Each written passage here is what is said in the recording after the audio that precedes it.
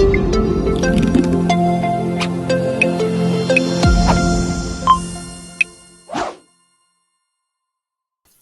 everyone, welcome back to our YouTube channel. In the previous video, we created a Power Automate flow using Copilot. In this video, we will learn to add actions in Power Automate flows using Copilot. Let's get started. We will go to the flow that we have created previously and we will write add a step that will reply to the Outlook email saying, "Hello, we will reply to you in 24 hours."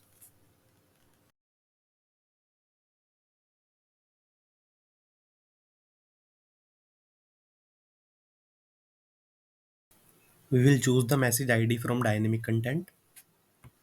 Now we will choose the sender's email address and subject of the email. We need to write our message on our own.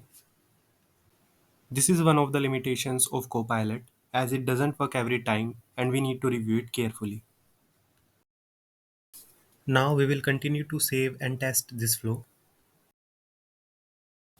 We have sent this availability checking email to our Outlook account. We have received this email successfully and as we can see the reply is also sent. This means our flow ran successfully.